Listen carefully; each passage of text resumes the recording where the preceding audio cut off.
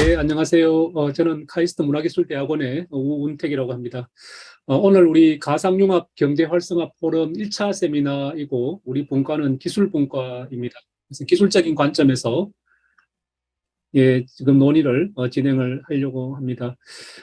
그래서 오늘은 두 분을 모셨는데, 첫 번째 발제는 우리 카이스트 AR 연구센터의 신재원 박사님이 이 메타버스의 공공활용이라는 측면에서 어떤 가능성이 있는지를 설명을 해주시고, 이어서 고려대 김성주 교수님께서 지금 메타버스의 보안 문제를 중심으로 설명을 해주시겠습니다. 그리고 두 분의 발제가 끝이 나면 이 공공 서비스에서의 다양한 그 문제점들 또는 또 우리가 미처 생각하지 못했던 다양한 공공 서비스의 응용들을 가지고 잠깐 논의를 하고 오늘 포럼을 마무리하려고 합니다.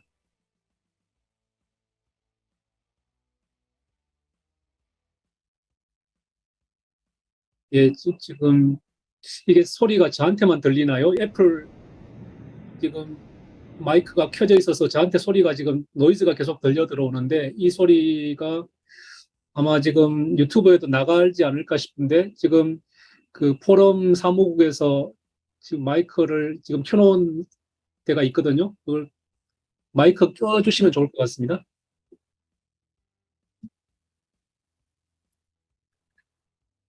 저한테만 소리가 들렸나 보네. 예, 예. 그래서 지금 소리가 네, 음소가 있으니까 죄송합니다. 예, 이종으로 들렸습니다.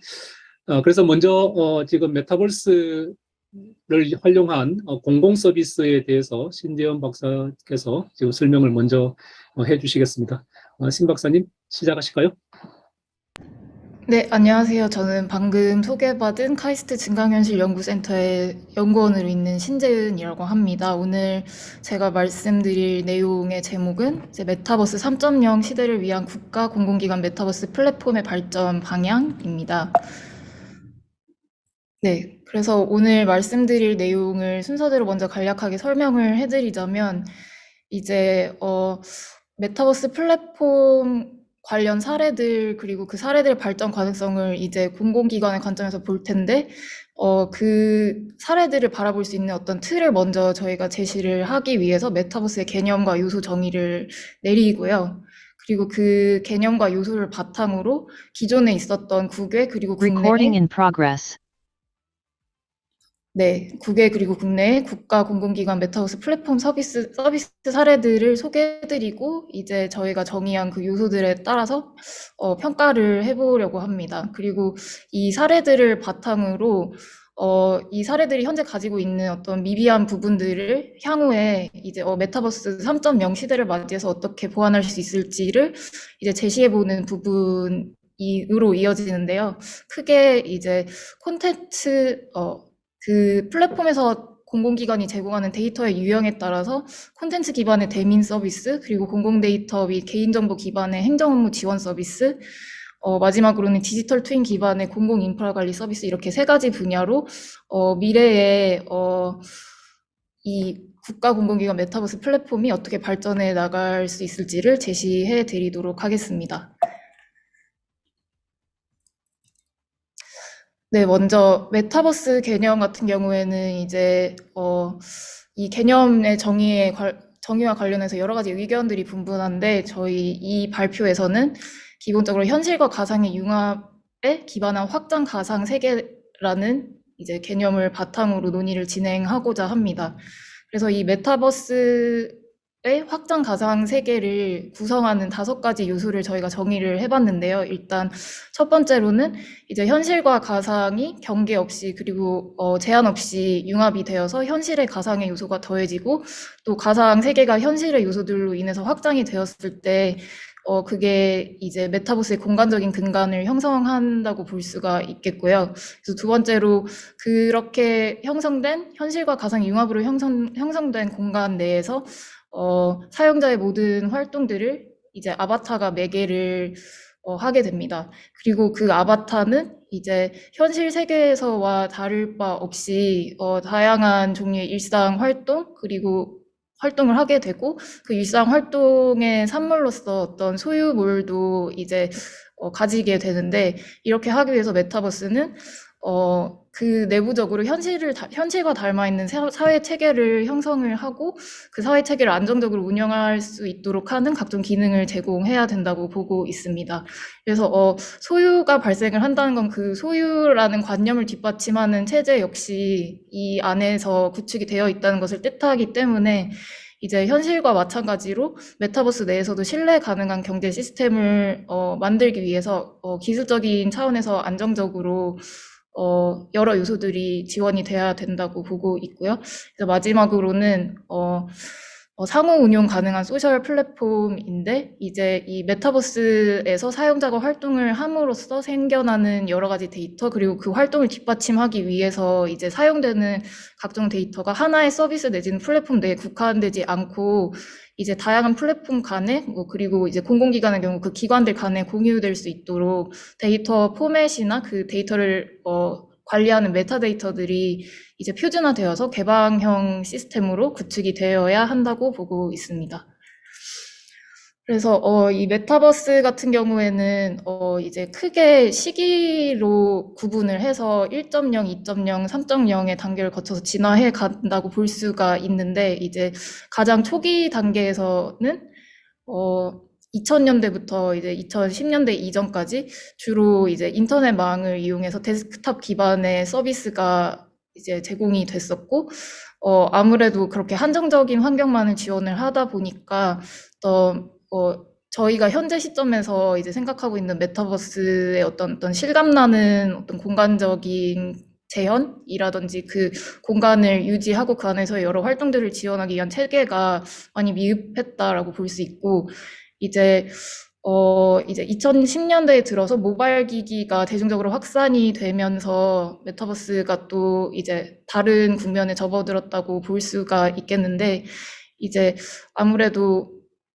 기본적인 이런 네트워크와 기기 환경이 근본적으로 달라지다 보니까 메타버스 1.0과 대비해서 지원하는 가상 환경이나 콘텐츠의 질도 개선됐고 그 양도 굉장히 많이 증가를 했고 이제 자연스럽게 거기에 따라서 이 메타버스라고 할 수 있는 어떤 서비스들을 사용하는 사용자의 수도 증가를 했습니다. 그리고 저희가 오늘 저희 발표에서 중점적으로 다룰 이제 이 메타버스 3.0 시대에는 이제 현재부터 한 10년 후까지의 근미래에 해당하는 시기에 발전해 나갈 이제 메타버스의 방향이라고 볼 수 있는데 이제 이러한 메타버스는 이제 5G 네트워크 이상의 초고속 네트워크가 여러 가지 실감형 고품질 데이터들의 전송과 이제 상호작용을 지원을 하고 그 데이터들을 실감나게 체험하는 데 있어서 VR 헤드셋이라든지 증강현실 헤드셋이라든지 이런 아직은 많이 대중화되지 않았지만 그래도 많이 이제 실험적인 차원에서 도입이 되고 있는 착용형 확장 현실 기기를 중심으로 다양한 기기들이 이 메타버스를 체험을 하는데 활용이 되는 그런 이제 메타버스의 모델이 메타버스 3.0이고 이제 그 위에서 이제 말씀드린 대로 그 3차원의 공간에서 실감나고 또 몰입될 수 있는 형태로 가상 공간 그리고 콘텐츠가 이제 주어지게 됩니다. 그래서 이 근미래의 시기에 도래할 메타버스 3.0을 좀 더 자세하게 요소별로 나누어서 말씀을 드리자면 이제 보통 저희가 기술 생태계를 이제 컨텐츠, 플랫폼, 네트워크, 디바이스라는 4개의 가치 사슬 요소로 분류를 해서 정의를 많이 하는데 저희는 여기에서 이제 사용자라는 이제 요소를 한 가지 더 추가를 해서 이 5가지 요소를 중심으로 메타버스 3.0의 가상세계 그리고 현실세계 간의 결합이 어떻게 이루어지는지를 말씀을 드리도록 하겠습니다. 그래서 일단 기본적으로 현실세계에 있는 사용자가 다종의 확장현실 지원 기기들을 사용을 해서 5G 그리고 6G 이상의 초고속망을 통해서 가상세계에 접속을 하게 되는데요. 이제 이 가상세계는 현실세계를 구성하고 있는 다양한 요소들, 이제 물리적인 구성 요소 같은 경우는 3차원의 디지털 실감, 실측 모델을 기반으로 만들어질 테고, 또 그 외에 그 현실 세계에서 일어나는 다양한 일들 그러니까 다시 말해서 동적인 데이터를 또 이제 실시간으로 전송하는 이제 디지털 데이터 시스템이 또 여기에 갖추어져 있고, 이렇게 구축이 된 3차원의 가상 공간 데이터 그리고 사용자가 실시간으로 상호작용을 하게 됩니다. 그래서 이 디지털 트윈을 근간으로 이제 메타버스의 다양한 서비스를 제공하는 플랫폼들을 구축을 하게 됩니다. 그래서 이 플랫폼 위에는 또 사용자들의 다양한 일상 활동, 단순한 일상 생활에서부터 어떤 소비나 업무, 여가 이런 총체적인 부분들을 다 아우르는 그런 일상 활동을 지원하는 다양한 종류의 그리고 형태의 실감 체험형 콘텐츠와 애플리케이션을 이제 제공을 하게 됩니다. 그래서 이렇게 메타버스 3.0을 가치 사슬 요소로 분류를 했을 때 각 요소에 대해서는 지금 보시는 것과 같은 기술 요소들이 이제 다양하게 결합이 되어서 메타버스를 총체적으로 형성을 하는데 역할을 하게 됩니다. 네, 그래서 이렇게 정의한 요소들을 바탕으로 저희가 기존에 있었던 최근에 국가 공공기관 메타버스 플랫폼 사례를 9개 국내 사례로 나누어서 총 15가지를 6개의 공공 분야로 나누어서 이제 소개를 해 드릴 텐데요. 그 영역은 크게 도시계획 관리, 공공안전, 보건의료 복지, 교육훈련, 문화예술, 그리고 민원 행정에 해당합니다. 그리고 이 발표의 가장 앞부분에서 메타버스에 5가지 요소가 있다고 설명을 드렸었는데, 저희가 조사한 이 최근에 15가지 사례들을 평가하기 위해서 그 5가지 요소를 6개의 척도로 나누어서 평가 기준을 세우고 그 기준에 따라서 저희가 점수를 각각의 사례에 대해서 매겨보았습니다. 그래서 첫 번째 척도인 현실가상 융합 같은 경우에는 이제 현실 공간이 가상으로 향상이 됨과 동시에 현실을 반영한 가상 공간이 현실과 연동이 되어서 서로 상호작용을 주고 받을 때 이제 만점에 해당하는 3점을 부여를 하게 되고요. 이러한 결합의 형태가 제한적인 영역 그리고 방식으로만 이루어졌을 때는 2점, 그리고 전혀 이제 현실이나 가상 한쪽만에 대해서만 어떤 메타버스 시스템이 구축이 되어 있을 때는 이제 1점으로 평가를 했습니다. 아바타의 경우에는 이제 그 메타버스 공간 내에서 아바타가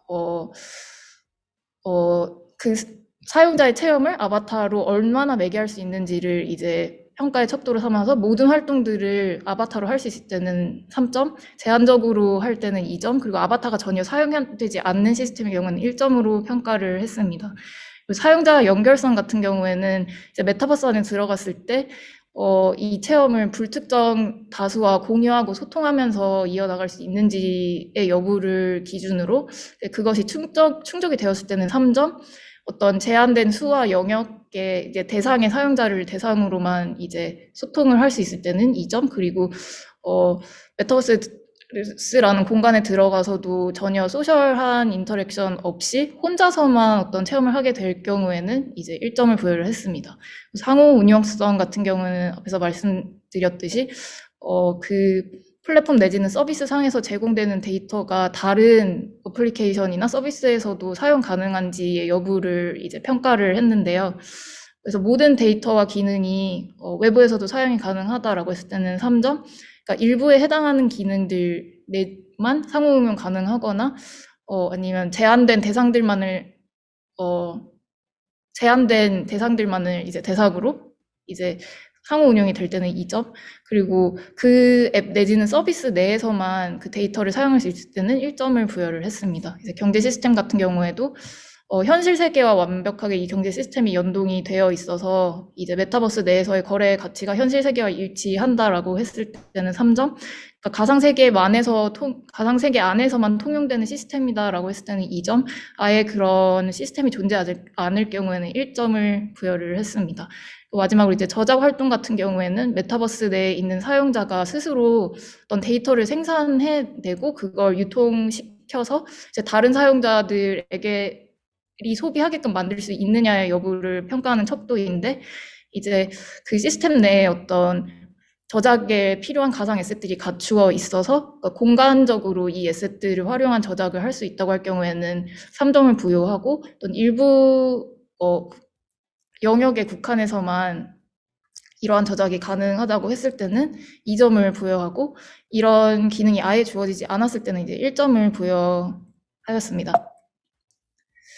그래서 이제 첫 번째로 9개 사례 중에 도시계획 관리에 해당하는 사례를 소개를 시켜 드릴 텐데요. 이제 첫 번째로 싱가포르에서 이제 국가적인 차원에서 추진하고 있는 버추얼 싱가포르 프로젝트입니다. 이제 이 경우에는 기본적으로 디지털 트윈을 국가 전체를 대상으로 해서 구축을 하고 그 디지털 트윈을 기반으로 여러 기관들이 이제 협업을 해서 이 디지털 트윈 상에서 수집된 동적인 실시간 데이터를 바탕으로 도시계획과 관련된 여러 가지 의사결정들을 하기 위해서 필요한 어떤 시뮬레이션 작업을 수행하기 위한 이제 시스템을 만드는 것을 이 버추얼 싱가포르 프로젝트는 목적으로 하고 있습니다. 그래서 굉장히 장기간에 걸쳐서 추진하고 있는 프로젝트인데 이제 1단계는 이 디지털 트윈을 실질적으로 만들어내는 이제 가상화 단계이고 이제 두 번째는 디지털 트윈 구축에 필요한 데이터들을 어떻게 가시화하고 제공할 것인지를 결정하는 단계이고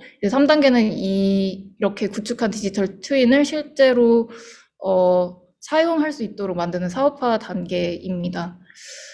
그래서 보시면 이게 지금 18년에 걸친 장기 계획이기 때문에 아직 그 목표하는 바에 다 다다르지는 못했고 이제 그 목표를 향해 가고 있는 여정인데요. 이제 기본적으로 현실 가상 융합 측면에서는 이제 현실 세계의 어떤 요소들을 가상으로 확장하고 이제 가상 세계는 현실을 완전히 반영하는 형태의 융합을 이제 표방을 하고는 있지만 이제 다른 요소들 같은 경우에는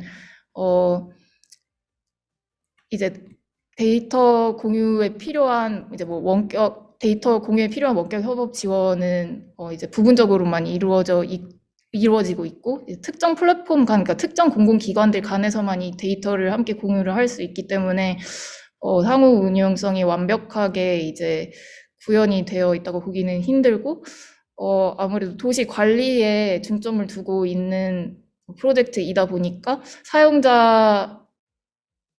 사용자의 그 존재를 뭔가 부각시키는 이제 시스템은 아니라서 아바타 기능을 지원하고 있지 않고 그 아바타들 간에 그러니까 사용자 간의 어떤 거래나 뭐 활동에 대한 보상을 위한 경제 시스템은 이제 포함이 되어 있지 않습니다.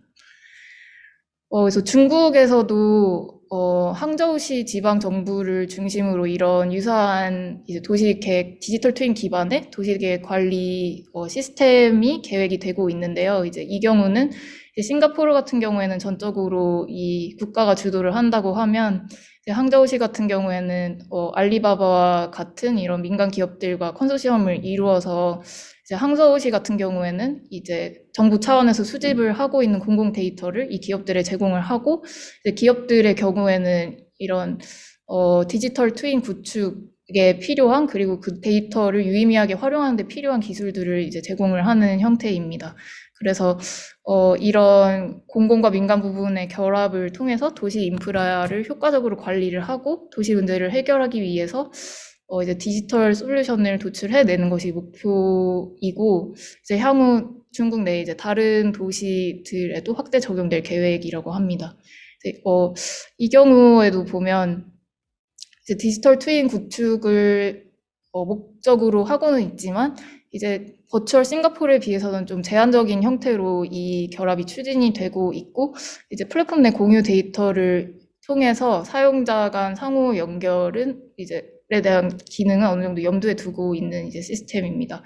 그리고 이제 버추얼 싱가포르와 크게 다른 점은 현실 세계 경제 시스템과 연동이 되어 있다는 부분이고 이제 이 역시 특정 기업의 플랫폼에서만 작동이 되도록 개발되었기 때문에 상호 운영성이 낮고 또 이제 버추얼 싱가포르와 같은 이유로 아바타의 매개성이나 이제 저작 활동 지원은 이제 낮은 편입니다.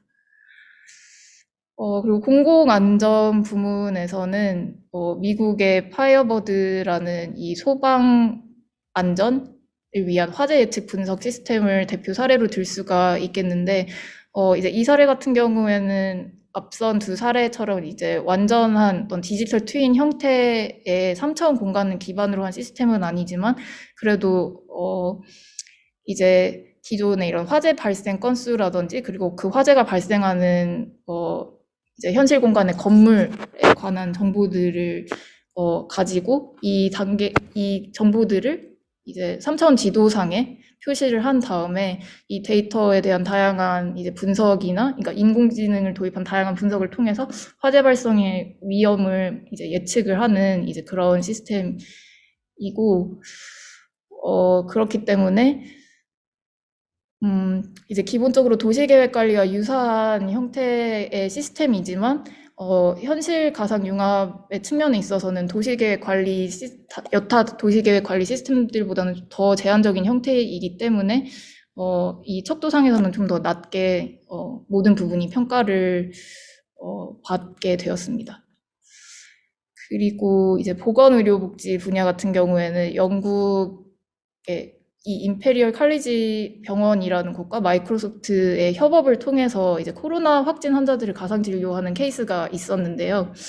이 경우에는 이제 환자가 격리병실에 입원해 있을 경우에 의료진이 이제 증강현실 디스플레이인 홀로렌즈를 착용을 하고 이제 병실 바깥에 있는 의료진들에게 본인이 그 착용형 이제 디스플레이를 통해서 보고 있는 뷰를 공유를 해서 이제 그 전송된 정보를 바탕으로 바깥에 있는 의료진들이 또 제공해주는 이제 정보들을 병실 안으로 가지고 들어와서 이제 홀로렌즈를 통해서 환자를 일부의 의료진만 진료를 하도록 하는 시스템입니다. 그래서 이 경우에는 현실 위에 가상 정보를 보여주고 또 이제 외부에 있는 의료진들에게는 가상에 기반한 현실 정보를 보여주기 때문에 현실과 가상이 양쪽으로 융합된 형태라고 볼 수 있고, 이제 또 다른 공간에 있는 의료진들을 연결해야 되기 때문에 사용자 연결성은 높은 편인데, 이제 그 외의 부분들은 충족을 시키지 못한 케이스라고 볼 수 있고요. 국방훈련 분야 같은 경우에는 이제 미국이 어떤 군사훈련에 도입을 하고 있는 이제 메타버스 시스템을 가장 대표적인 사례로 들 수 있겠는데, 아무래도 안보랑 관련된 분야이다 보니까 어떤 구체적인 내용들은 공개가 되어 있지 않지만, 기본적으로 어떤 가상 게임 엔진인 버추얼 배틀 스페이스 3라는 이 시스템을 활용을 해서 이제 VR 헤드셋이라거나 이제 뭐 증강현실 디스플레이 같은 이제 다양한 그런 환경을 제공할 수 있는 기기들을 활용을 해서 모의 훈련, 그러니까 시뮬레이션을 진행을 하고, 또 이제 전시 중에는 이 증강현실 디스플레이를 통해서 현실의 여러 가지 뭐 지리 정보라든지 병력의 배치 현황 이런 정보들을 수집을 해서 그걸 이제 실시간으로 본부로 보내서 이제 뭐 모니터링도 할 수 있도록 하는 그런 시스템이라고 볼 수 있습니다. 그래서 이 경우에도 다양한 이제 기기 환경을 지원을 하고 현실에서도 가상 요소를 볼 수 있고 가상 공간에서도 현실 정보를 반영하기 때문에 이 융합은 잘 이루어져 있는 편이고, 또 이제 군사훈련이다 보니까 어떤 그 훈련자와 이제 훈련을 그러니까 훈련을 제공하는 측의 연결은 잘 이루어져 있는 반면에 이제 다른 부분들은 또 기능이 제공이 되지 않고 있는 사례입니다.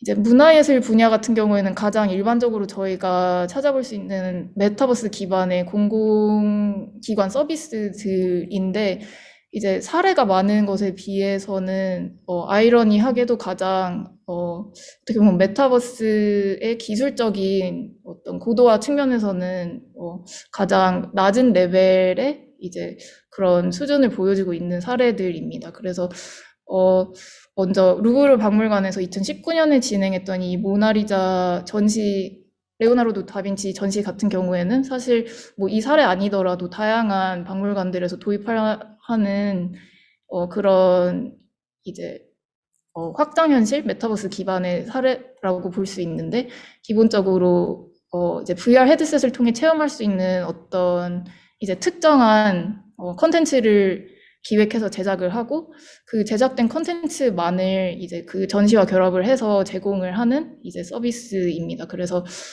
단일 어플리케이션이 주어지고 그 단일 어플리케이션 내에서만 이제 그 데이터를 활용할 수 있고, 이제 기본적으로 1인칭 시점의 일회적인 체험이기 때문에 이 6가지 요소에서 모두 이제 낮은 단계의 기술적인 수준을 제공하고 있고, 이제 말씀드렸다시피 이런 박물관이나 뭐 도서관, 과학관 이런 컨텐츠를 중심으로 대민 서비스를 제공을 하는 좀 공공기관들의 경우는 이제 거의 이렇게 낮은 수준의 기술적 수준을 보여준다고 할 수 있습니다. 이제 버추얼 헬싱키 사례 같은 경우에는 그래도 이제 가상 공간 구축 영역을 도시 전체로 확대해서 그 도시 공간 전체를 기반으로 해서 여러 가지 문화와 관련된 컨텐츠를 제공을 하고자 하는 시도인데, 이제 이 역시 이제 다양한 기기 환경을 제공을 하지는 않고 이제 주로 VR에 국한된 체험이기 때문에 네, 현실과 가상의 융합 측면, 그리고 아바타 매개 측면, 그리고 이 경험을 사용자들 간에 공유를 한다는 측면에서는 이제 뭐 박물관의 단일 애플리케이션 사례보다는 조금 더 나아간 진일보한 모습을 보여주지만, 그래도 아직 메타버스 3.0의 측면에서는 많이 미비한 점들을 보이고 있다고 할 수 있습니다.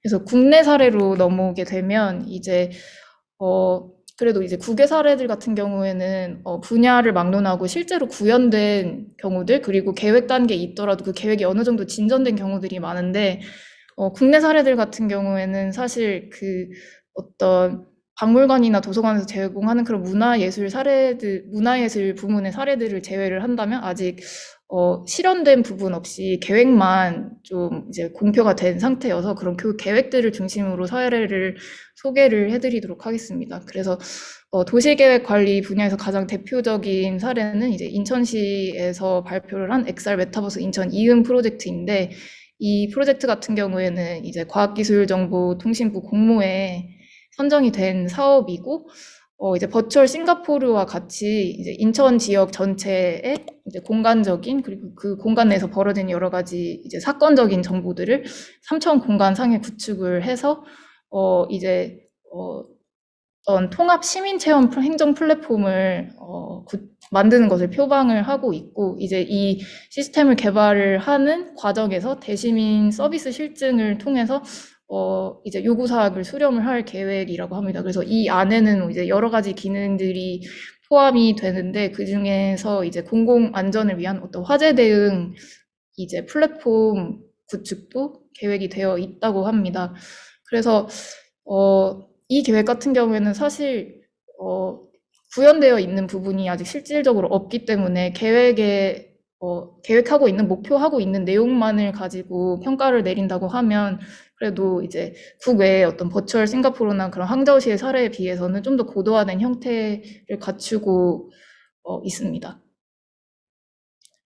그리고 공공안전에 이제 국한된 디지털 트윈 활용 사례 같은 경우에는 이제 대구시에서 발표한 재난 디지털 트윈 구축 업무 협약을 들 수가 있는데, 이제 이 경우에도 아직 올해 이렇게 협약만 맺어진 상태이고, 그러니까 또 구체적인 시스템 개발의 단계로까지는 아직 나아가지 못했는데, 이제 가장 주목해야 될 점은 이제 이 지방자치정부를 중심으로 이제 지역의 여러 기관들과 연계를 해서 이제 재난 대응 시스템을 디지털 트윈상에 구축을 하고, 그렇게 구축된 디지털 트윈을 뭐 이제 의료 서비스 제공과 같은 다른 어떤 공공의 서비스들과도 연계를 하고자 하는 시도라는 점입니다.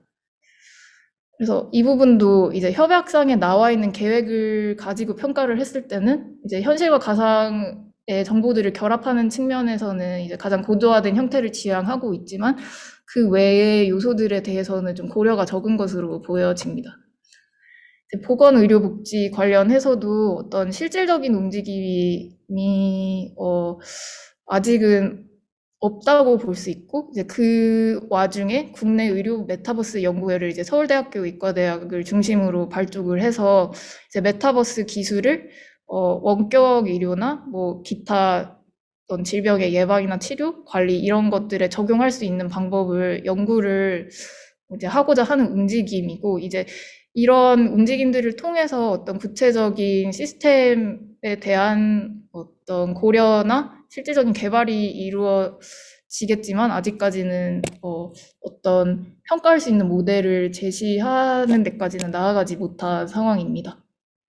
그래서 아까 말씀드렸다시피 이런 교육 훈련이나 문화예술 쪽에 어떤 국가가 보유하고 있는 공공의 어떤 콘텐츠를 국민들에게 서비스하는 경우에는 사례들이 많이 있고, 이거는 이제 이미 구현되어 있는 형태인데, 이제 첫 번째로 국립과학관들에서 공동으로 기획 전시를 추진하는 데 있어서 어떤 그 전시관의 디지털 트윈을 활용하고 그 디지털 트윈에 구축된 정보들을 이제 여러 가지 형태로 서비스를 했는데요. 이제 이 경우에도 이제 이 경우에는 주로 이제 가상 공간에 현지를 옮겨오고 그 가상 공간 내에서 어떤 제한된 일회적인 그리고 혼자서만 경험하는 체험들을 주로 제공을 하다 보니까 네, 이 사례들이 어떻게 보면 또 가장 낮은 레벨의 어떤 이제 메타버스 구현 수준을 보여주고 있다고 할 수 있습니다.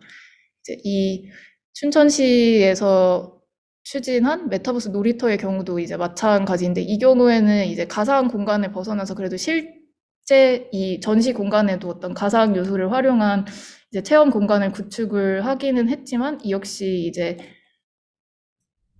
네, 일회적으로 구축이 되어 있고, 뭐 이제 사용자들 간의 연결이라든지 뭐 사용자들의 어떤 콘텐츠에 대한 일방적인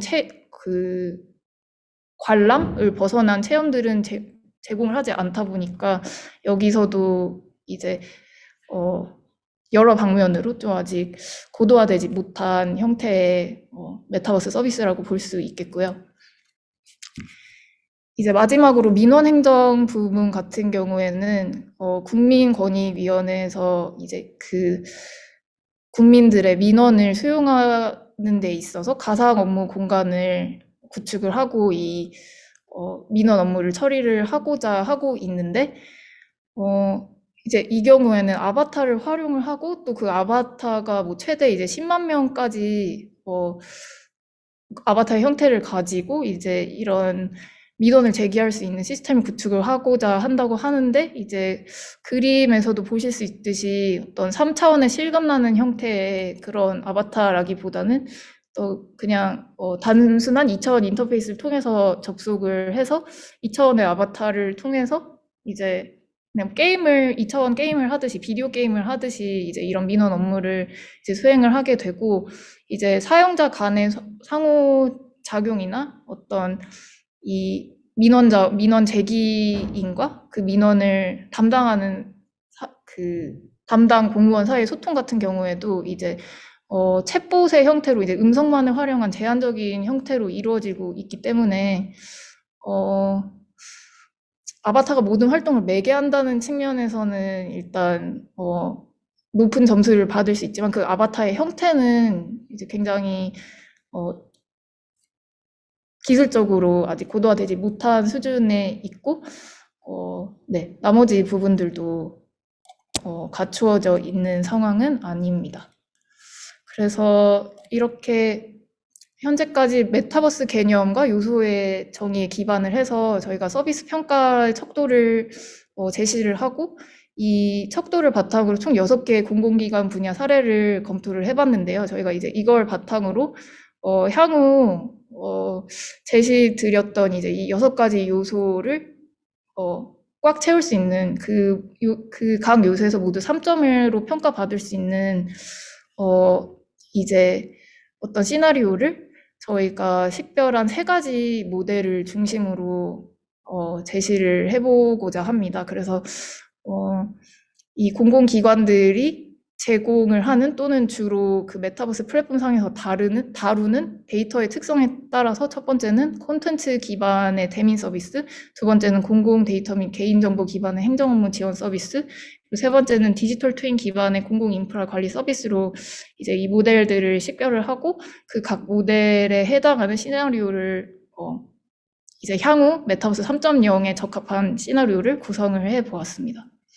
첫 번째 콘텐츠 기반 대민 서비스 같은 경우에는 저희가 이제 공익을 위해서 사회 공동체들의 구성원을 대상으로 국가나 공공기관이 생산하는 유명의 재화 그리고 용역을 다양한 형태의 가상 콘텐츠로 제공하는 메타버스 서비스라고 정의를 하고 이 서비스가 적용되는 분야는 주로 뭐 문화예술, 교육훈련, 보건의료복지 분야라고 이제 정리를 해봤습니다. 그래서 이 6가지 요소에 있어서 기존 사례들과 대비해서 저희가 제안을 드리는 시나리오가 어떻게 달라졌는지를 중점으로 해서 이제 설명을 드려보자면, 이제 현실과 가상의 공간이 융합이 될 때는 그 제공하는 콘텐츠의 성격이라든지 제공 목적에 적합한 공간을 디지털 트윈과 연동해서 제공을 하게 되는 형태이고요.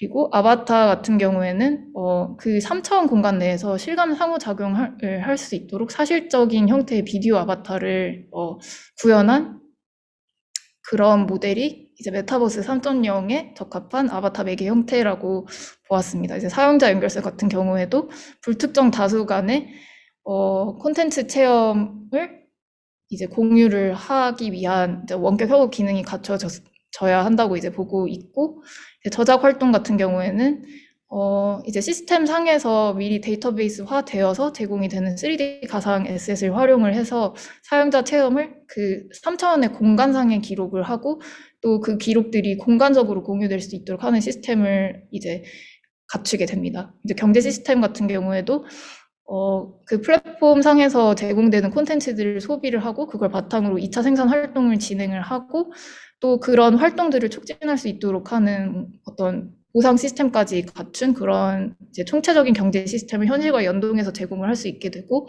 상호 운용성의 경우도 이제 그 안에서 활용되는 데이터, 생성되는 데이터들이 이제 타 기관에서도 뭐 유사한 성격을 가진 타 기관에서도 똑같이 활용이 되고 또 응용이 될 수 있도록 통일된 메타데이터를 기반으로 관리를 해서 이제 쌍방으로 전송을 할 수 있는 그런 개방적인 데이터 구조를 갖추게 됩니다.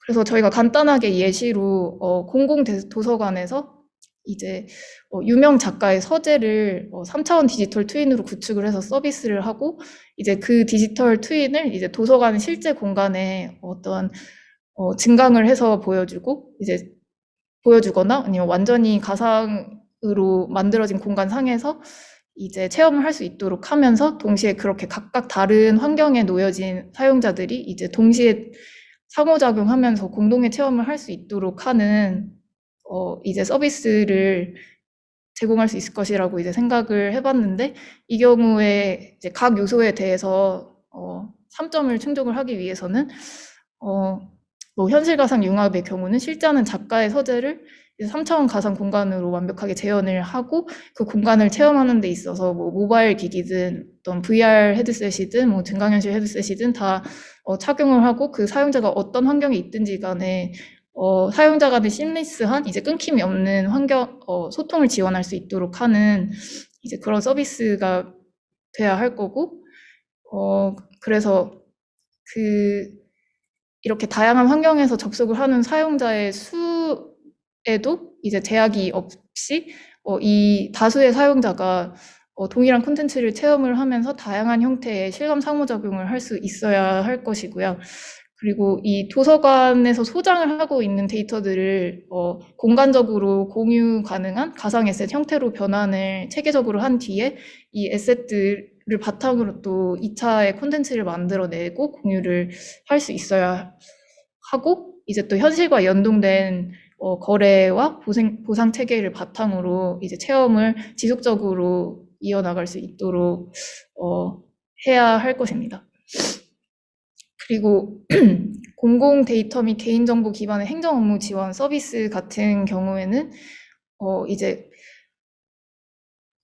떠올릴 수 떠올리실 수 있는 이제 가장 대표적인 그리고 일반적인 형태로 이제 행정복지센터를 들 수가 있겠는데, 이제 기존의 경우에는 민원의 성격에만 국한된 정보들을 가지고 와서 이제 어떤 한정적인 방식으로만 아바타를 활용하고 한정적인 방식의 소통 방식만을 이제 지원을 했다고 하면, 이제 저희가 제안하는 시나리오에서는 이제 현실의 행정복지센터를 공간적으로도 최대한 이제 동일하게 재현을 하고, 현실의 행정복지센터에서 거칠 법한 어떤 프로세스들을 가상의 공간에서도 동일하게 수행할 수 있도록 하는, 네, 이제 그런 서비스가 되어야 이제 3.0 모델에 가장 부합하는 형태의 서비스를 제공을 할 수 있을 것이라고 생각을 하고 있습니다.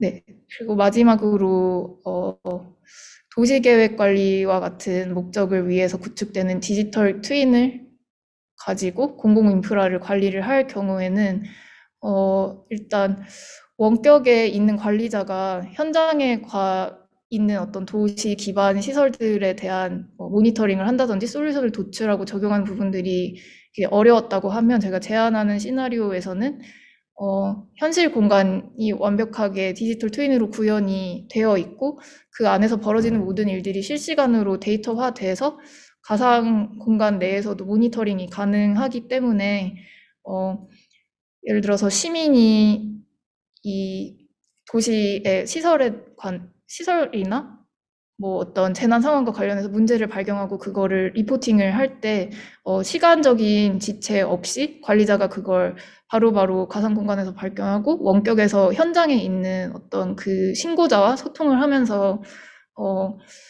신속하고 효율적인 방식으로 문제를 해결할 수 있는 이제 그런 시스템을 구축을 하는 것이 미래형 이런 메타버스 플랫폼에 가장 적합한 형태라고 생각을 하고 있습니다. 네.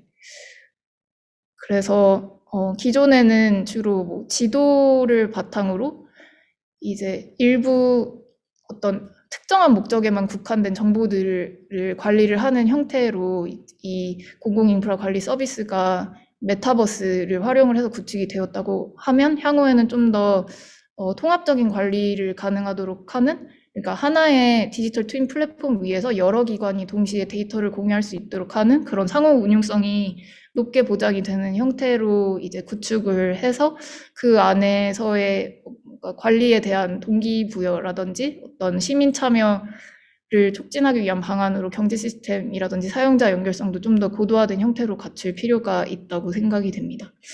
그래서 제 발표는 여기까지이고요. 이제 이렇게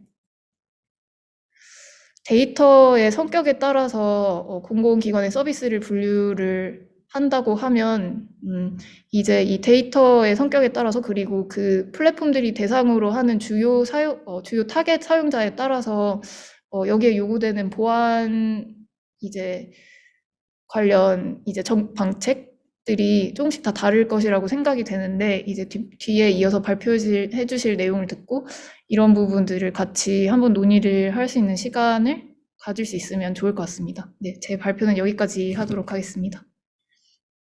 예, 고맙습니다. 신 박사님, 그 공공 서비스 응용 분야의 중심으로 지금 메타버스 현황들을 잘 정리를 해주셨는데, 아무래도 이제 이게 상용 서비스, 특히 이제 게임 중심으로 상용 서비스는 회사들이 이제 이미 뭐 보안 이슈들을 고려해서 게임 서비스를 하고 있겠지만, 공공 영역에 있는 서비스들은 최근에 많은 자원들이 투입이 돼서 개발이 되고 있긴 하지만, 상대적으로 그 보안에 대한 고민은 좀 덜한 게 아닌가 하는 생각이 듭니다. 이제 가상과 현실의 융합이라는 측면에서 보면 많은 현실 데이터들이 실시간에 수집되고 가상으로 보내지고, 가상에서는 그 정보를 만들어내기 위해서 다양한 그 신호들을 해석하게 되는데, 이제 그 정보들을 어떻게 다룰 건가가 상당히 또 중요한 이슈가 될 수 있을 것 같습니다.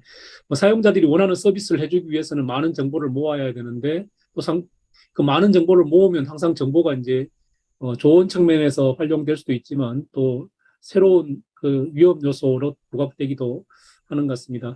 그래서 국내에서는 또 보안 문제는 또 가장 열심히 또 연구하고 계시고 또 중요성을 또 홍보하고 계시는 김성주 교수님을 모시고 이 메타버스에서의 이 보안 문제는 현재 어떤 수준으로 접근하고 있는지 또 앞으로 어떤 부분이 이제 보완돼야 될지 이야기를 좀 들은 다음에 그 두 분의 발표를 중심으로 같이 한번 논의를 해보면 좋을 것 같고 지금 온라인으로 보니까 지금 그 유튜브에도 한 18분 정도 시청하고 계시는 걸로 숫자가 보이는데 질문 있으시면 그 유튜브 창에 질문을 남겨주시면 두 분이 나중에 토론할 때 제가 질문을 전달 드리도록 하겠습니다.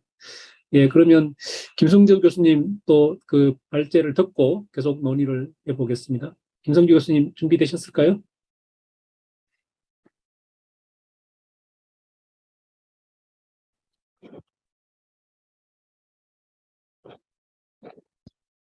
네, 고려대학교 정보보호대학원의 김승주 교수입니다. 메타버스 보안과 관련해서 간단하게 자료를 준비해 봤는데요. 일단 메타버스 얘기를 좀 드리고 그 다음에 보안 얘기를 후반부에 해보도록 하겠습니다. 메타버스를 분류하는 기준은 굉장히 여러 가지가 있습니다. 우리가 가장 많이 보는 것이 이제 외국에서 분류한 이 네 가지 기준에 따라서 메타버스를 얘기하는 거죠. 사실은 메타버스라고 하는 건 요새 이제 각광을 받아서 그렇지, 예전부터 존재했던 겁니다. 포켓몬고 같은 이런 것들을 증강현실형 메타버스 이렇게 얘기하죠. 싸이월드, 트위터, 페이스북 이런 것들도 사실은 다 메타버스입니다. 일상 기록을 텍스트나 사진으로 다 남겨서 일기처럼 쓰는 거죠. 이걸 라이프 로깅형 메타버스 이렇게 얘기합니다. 거울 세계형 메타버스도 있습니다. 우리가 구글 어스 같은 거 보면 여러 가지 자연 경관이라든가 관광지 이런 것들을 PC에서 똑같이 볼 수가 있죠. 사실은 디지털 트윈 같은 경우도 어떻게 보면 거울 세계형 메타버스라고 볼 수도 있습니다. 현실 세계에 있는 공장을 센서로 연결해서 그 공장에서 일어나는 일들을 가상 세계에서 그대로 미러링 하는 거죠. 그래서 여러 가지 부품들이 현재 정상적으로 동작하고 있는지 또 어떤 부품에 문제는 발생하고 있지 않은지 이런 걸 조기에 탐지해서 대량 어떤 손실로 이어지지 않게 하겠다. 이런 것이 이제 디지털 트윈, 그 중에서도 이제 스마트 팩토리의 기본 개념이라고 할 수 있고요. 그다음에 가상 세계형 메타버스도 있습니다. 세컨 라이프 또는 마인크래프트 같은 게 가상 세계형 메타버스죠. 그래서 사실은 메타버스라는 게 굉장히 광범위한 용어이기 때문에 이 메타버스들을 하나의 측정 기준으로 평가한다는 건 사실상 불가능합니다. 왜냐하면 사용 용처 자체가 다르기 때문에 그렇습니다. 예를 들어 포켓몬고 같은 건 게임이고 싸이월드라고 하는 건 우리가 매일 어떤 일기장, 어떤 매일매일 기록하는 일기장 같은 건데 이 두 가지를 같은 잣대를 놓고 평가할 수가 없잖아요. 그래서 사실은 이 모든 것을 포괄하는 단일 기준을 만들겠다라는 것이 그렇게 쉽지는 않습니다. 마찬가지 이유로 이 모든 것들을 메타버스라고 얘기하고 메타버스에 필요한 보안이 뭐냐 이렇게 하나로 메타버스엔 이런 보안이 필요합니다 이렇게 얘기하는 것도 사실은 불가능합니다. 포켓몬고 같은 이런 증강현실형 게임에는 어떤 보안이 필요하고 싸이월드나 페이스북 같은 일상기록형 메타버스에는 어떤 보안이 필요하고 가상세계형 메타버스에는 어떤 보안이 필요합니다. 이렇게 개별 응용 분야로 얘기할 수 있는 것이지 모든 걸 통틀어서 메타버스에는 이런 보안이 필요합니다. 이렇게 얘기할 수는 없다는 거죠. 저는 이번 시간에는 이 모든 걸 다 얘기할 수 없으니까 가상세계형 메타버스 위주로 말씀을 드리도록 하겠습니다. 왜냐하면 지금 제일 우리가 핫하게 보고 있는 게 저 가상세계형 메타버스고 사실은 많은 게임 업체들이 신경을 쓰고 있는 것도 저 가상세계형 메타버스니까요. 자, 옛날의 메타버스인 싸이월드 그리고 우리가 최근 주목받고 있는 로블록스 같은 이런 메타버스는 굉장히 중요한 차이가 있습니다. 뭐냐면 옛날에 메타버스라고 하는 이런 싸이월드에서는 이용자가 단순한 소비자입니다. 무슨 얘기냐면 회사가 만들어 놓은 아이템을 단순히 소비하기만 하죠. 우리가 도토리라는 걸 이용해서 싸이월드 회사가 만들어 놓은 각종 뭐 아이템, 배경음악 이런 것들을 소비하기만 합니다. 그런데 이제 소위 요새 잘 나간다라고 하는 로블록스라는 어떤 메타버스에서는 이용자가 프로슈머입니다. 즉 생산자이자 소비자가 되는 거죠. 그래서 로블록스에서는 지금 보시는 것과 같이 로블록스 스튜디오라고 하는 걸 제공을 합니다. 이 로블록스 스튜디오라는 걸 이용하면 이용자가 메타버스라든가 아니면 컴퓨터에 대한 전문적인 지식이 없더라도 게임을 쉽게 디자인할 수 있다는 특징이 있습니다. 이렇게 게임을 만들면 이런 식의 게임들이 만들어지는 거죠. 이건 이제 오징어 게임에 나오는 어떤 그 무궁화꽃이 피었습니다. 뭐 그 게임의 일종입니다. 그래서 아까 보시는 그런 로블록스 스튜디오를 이용해서 게임을 만들고 여기 뭐 이렇게 아바타로 참여하는 겁니다. 이런 게임들을 이용자들이 만들어서 유튜브 동영상 올리듯이 이렇게 올립니다. 이렇게 동영상 올리듯이 올리면 사람들이 저 게임을 클릭해서 게임을 하겠죠. 물론 공짜는 아닙니다. 그러면 저 게임이 공짜가 아니니까 뭐 저 사이버 공간상의 사이버 머니를 이용해서 대금을 지불할 겁니다.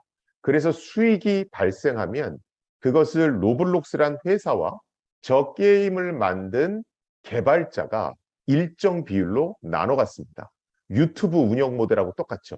유튜브에서도 유튜버들이 컨텐츠를 만들어서 올리면 그 컨텐츠를 시청할 때 수익이 발생할 것이고 그 수익을 유튜브를 운영하는 구글과 그 다음에 유튜버들이 나눠 갖게 되죠. 자, 그래서 벌써 로블록스에서는 컴퓨터를 잘 모르는 24살짜리 소년이 1년에 100만 달러씩 벌어들이기 시작을 했습니다. 뭐 우리나라의 대표적인 메타버스는 제페토입니다. 네이버에서 운영하고 있고 실제로 가입자는 전 세계적으로 한 2억 명에 달한다고 그러죠. 그중에 90%는 해외 이용자입니다. 그런데 이 제페토에서도 제페토 스튜디오라고 하는 걸 제공을 합니다. 그래서 이 제페토 스튜디오를 이용하면 컴퓨터를 잘 모르는 이용자라 하더라도 지금 보시는 이런 아바타가 착용하는 각종 아이템들을 쉽게 디자인할 수 있습니다. 이걸 이제 내다가 팔 수 있죠.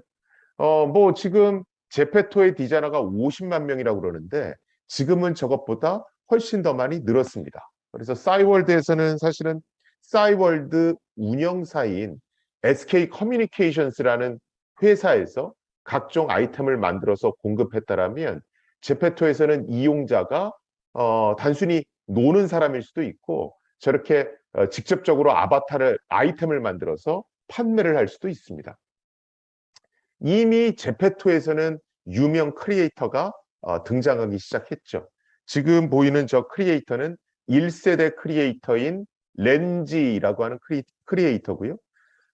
실제로 이 렌지라는 크리에이터가 본인이 발표한 자료에 따르면 작년 같은 경우에 본인이 디자인한 아이템을 팔아서 한 달에 1,400만 원씩 벌어들였다고 그러죠.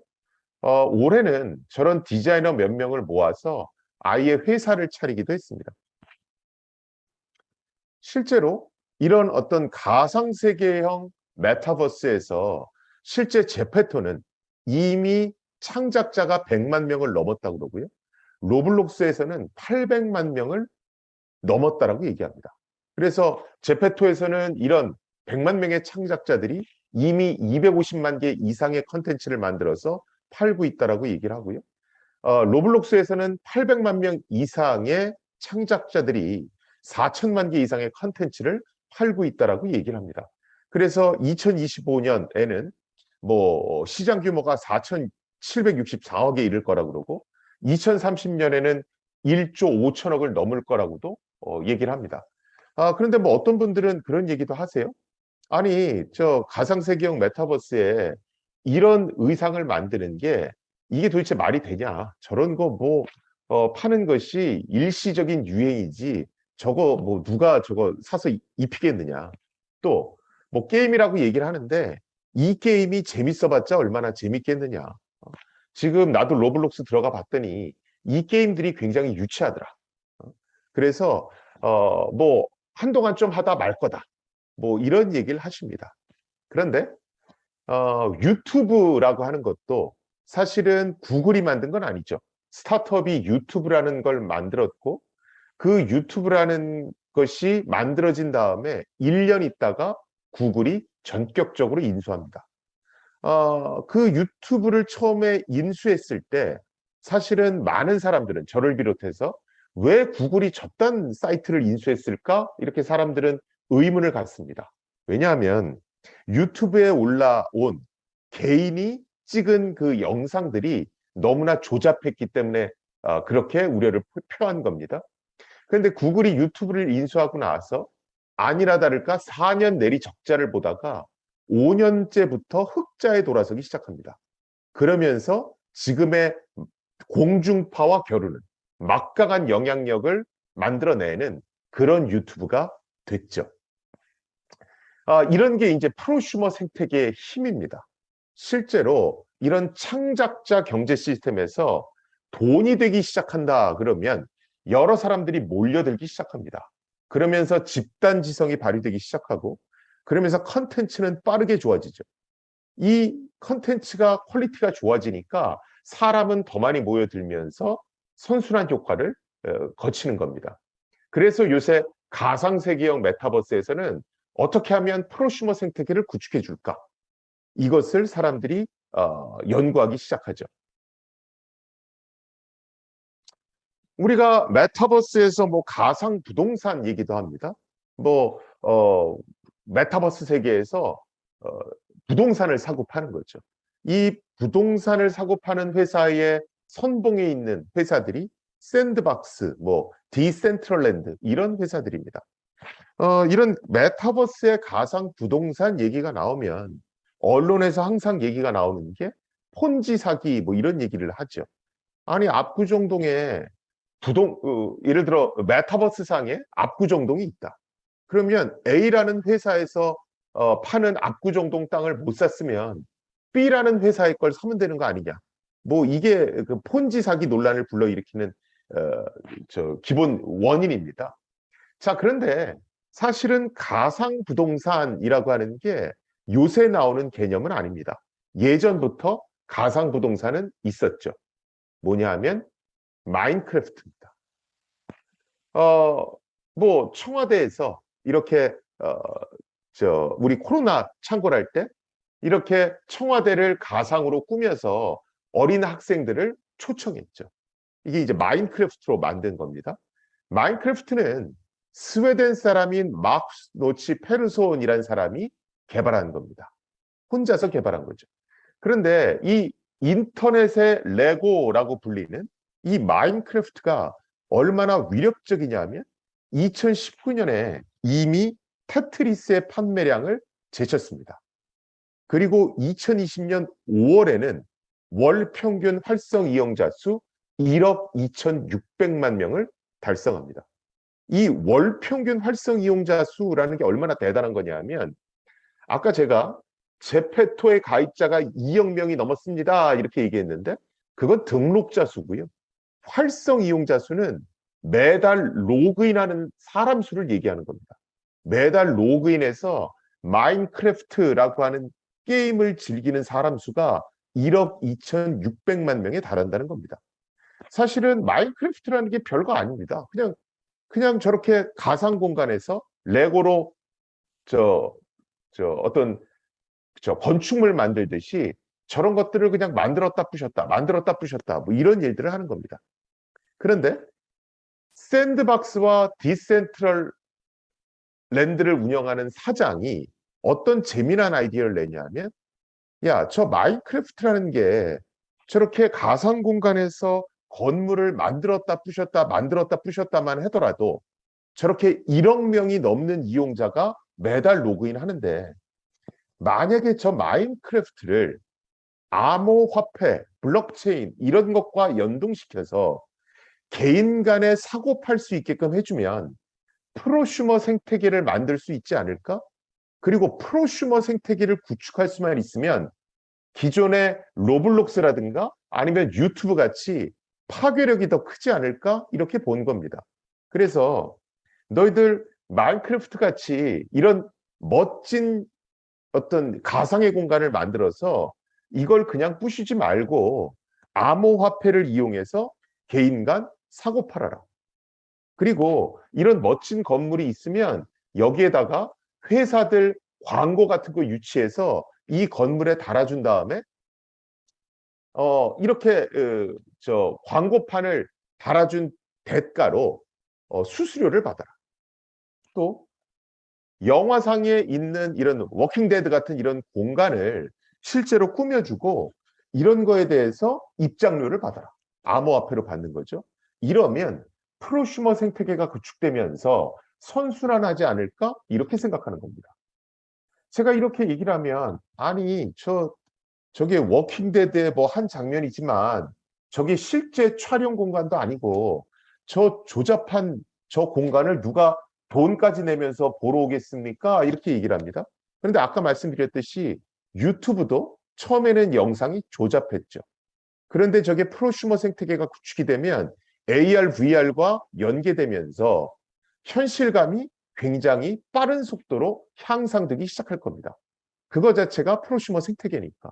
그래서 저게 지금은 저렇지만 조만간 유튜브의 퀄리티 같은 그런 것들을 제공해 주지 않을까? 이렇게 보는 겁니다.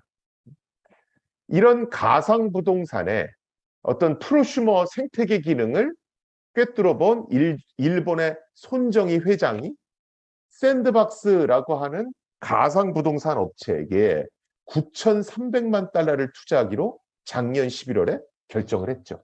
그렇죠? 이런 샌드박스 같은 가상 부동산형 메타버스가 유튜브 같이 될 확률이 높다라고 보는 겁니다.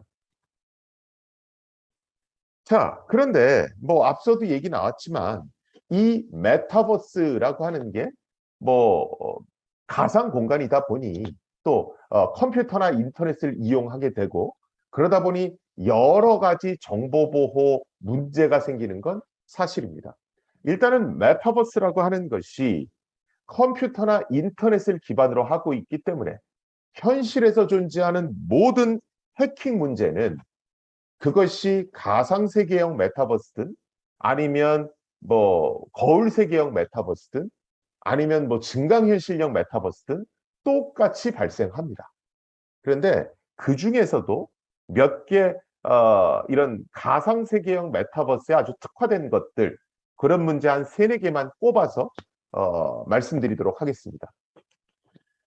일단은 가상세계형 메타버스에서 또는 증강현실형 메타버스에서 생길 수 있는 가장 큰 문제는 성범죄입니다. 우리가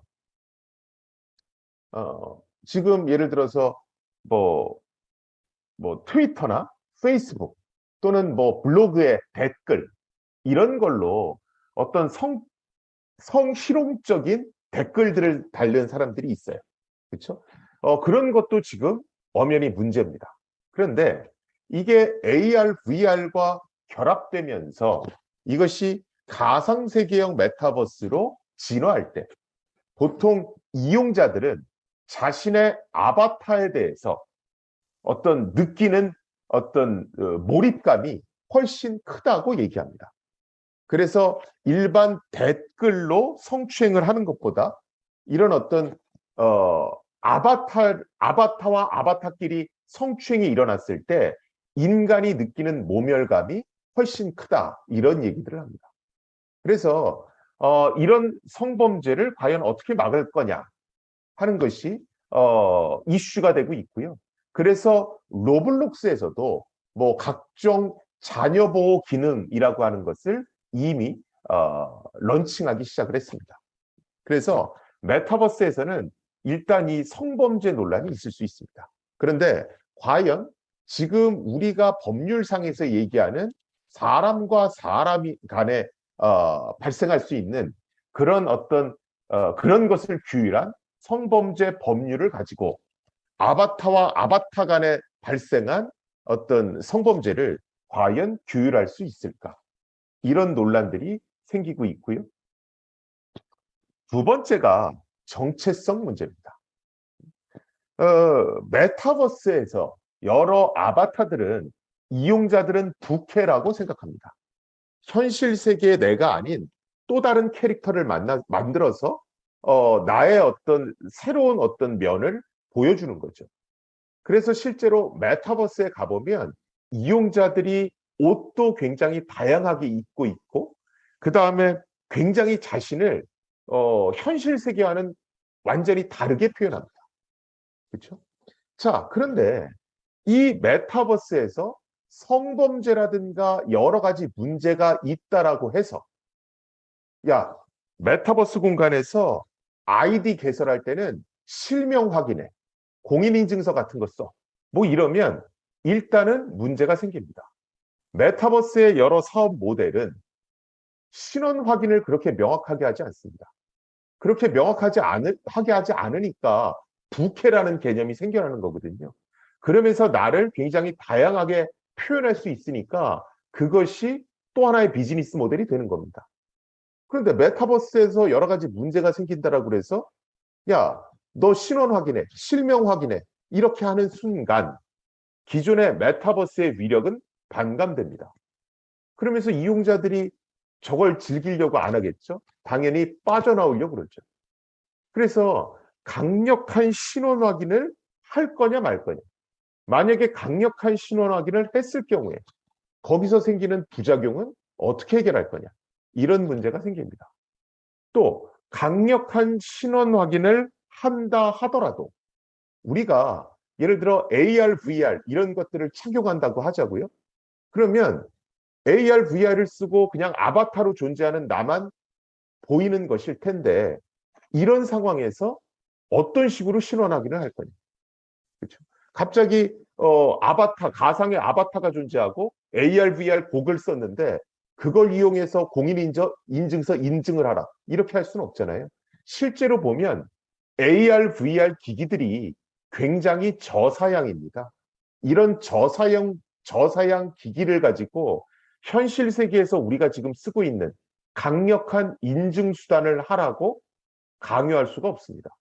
그래서 메타버스에서는 일단은 첫 번째, 강력한 신원 인증을 할 거냐 말 거냐가 일단 첫 번째 문제고요. 강력한 신원 인증을 하게 만든다 하더라도 저사양 AR, VR 기기를 이용해서 그 강력한 신원 인증 기기를 어떻게 돌릴 거냐. 그 문제가 추가로 발생합니다.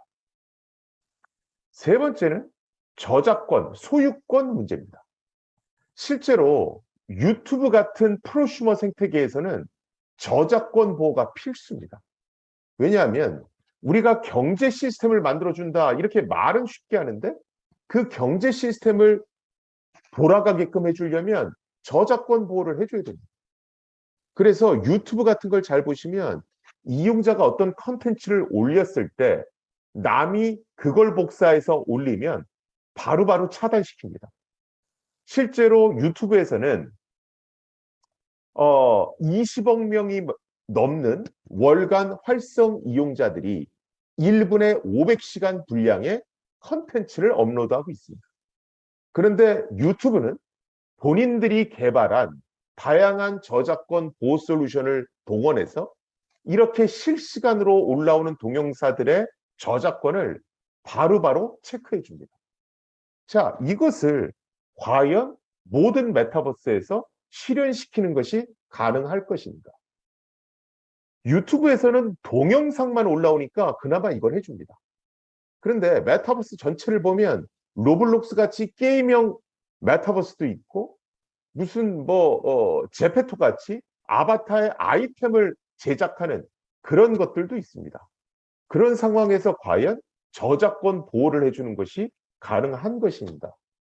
그러면 저작권 보호가 제대로 안 됐을 때 프로슈머 생태계, 즉 경제 시스템을 제대로 운영시키는 것이 가능한가? 자, 지금 메타버스에서 이런 저작권 얘기할 때마다 나오는 것이 블록체인 기술을 활용하겠다. 뭐 이런 얘기입니다. 우리가 보통 블록체인이라고 하는 건 탈중앙화, 투명성, 불변성, 보상 기능을 이용해서 여러 가지 경제 시스템을 돌릴 수 있는 툴입니다. 이렇게 얘기를 하죠. 그래서 실제로 블록체인을 이용해서 처음에는 여러 가지 금융 시스템에 있는 것들을 가상화시키려고 노력들을 많이 합니다. 그러다가 2세대로 넘어오면서 여러 가지 인터넷 플랫폼 기업들의 여러 기능들을 이제 가상화시키고 탈중앙화시키려고 노력을 하죠. 이게 3세대로 넘어오면서 이제 소위 얘기하는 신분증, 어떤 탈중앙화된 신분증, 그래서 DID라는 개념이 나오고요. 탈중앙화된 등기권리증, 이래서 NFT라고 하는 이런 개념이 나오기 시작합니다. 그러면서 신분증이라고 하는 BID 기술과 등기권리증에 해당하는 NFT를 가상세계형 메타버스와 결합시켜서 신원 확인이라든가 아니면 저작권 보호를 해보자, 뭐 이런 얘기들이 페이퍼상에서는 나오고는 있습니다.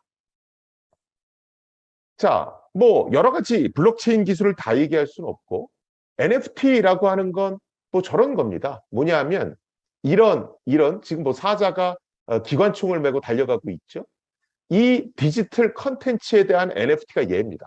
보시면 이 디지털 이미지에 대한 이름, 클럽 페스터텍 라이언 이렇게 써 있죠. 그리고 디스크립션 해놓고 그림에 대한 설명이 있습니다. 그 다음에 더글라스 메가더 리차드 페리라고 해놓고 그림을 그린 사람, 즉 소유주 이름이 있습니다. 그 다음에 여기 보시면 IPFS 점점 해놓고 QMEQ6 CH 어쩌고저쩌고 있죠. 이것은 저 오리지널 컨텐츠, 이 사자 그림이 저장되어 있는 곳에 인터넷 주소입니다. 저걸 블록체인에 저장해서 관리하겠다는 겁니다. 실제로 저 정보를 보면 등기권리증 정보하고 유사하죠. 등기권리증에는 해당 건물의 주소가 있고 소유주 이름이 있고 A가 B한테 팔았다, B가 C한테 팔았다. 뭐 이런 것들이 있죠. 우리가 보통 아바타가 있고 얘네가 착용하고 있는 아이템이 있고 그 다음에 내가 특정 메타버스에서 사이버머니가 얼마다 뭐 이런 게 있습니다.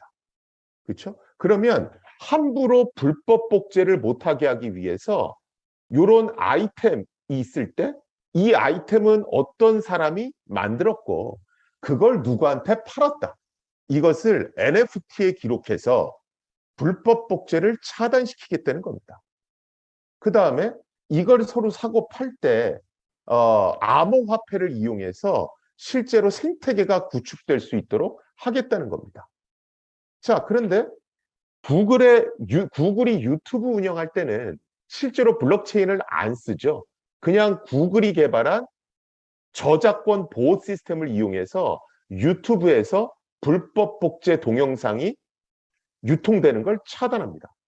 자, 그런데 왜 샌드박스라든가 아니면 가상세계형 메타버스에서는 블록체인이나 NFT 아니면 암호화폐를 신경 쓰냐 하면 가상세계형 메타버스를 논할 때 많은 전문가들은 앞으로 전 세계를 주도하는 가상세계형 메타버스가 5, 6개가 나올 것이고 이게 세계를 석권할 거다 이렇게 얘기합니다.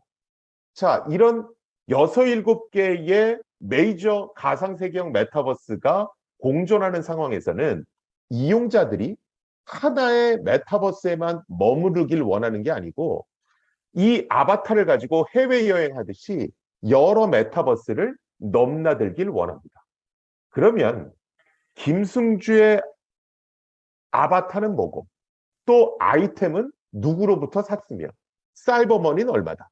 이것을 특정 회사의 중앙 서버에다가 기록해 놓을 수가 없습니다. 그러려면 이런 기록, 이런 가치 정보를 기록하는 중립지대가 필요하고 그걸 블록체인과 NFT 그리고 암호화폐가 해줄 거다 이렇게 얘기하는 겁니다. 그래서 가상세계형 메타버스에서는 경제 생태계를 유지시켜 주는 게 굉장히 중요한데, 왜냐하면 프로슈머 생태계를 만들어 줘야 되니까. 그런 데서 이런 모든 가치를 저장하는 중립지대에 블록체인이 쓰일 거다, 이렇게 얘기하는 겁니다. 그래서 블록체인이 소유권이나 저작권을 보유하는 중요 기술로 쓰일 거다, 이렇게 얘기를 하는 거죠. 실제로 가상세계로 바뀌게 되면 경제 생태계를, 즉 메타버스 생태계로 바뀌게 되면 경제 생태계를 어떻게 구축해 줄까가 굉장히 중요한 화두로 떠오를 겁니다.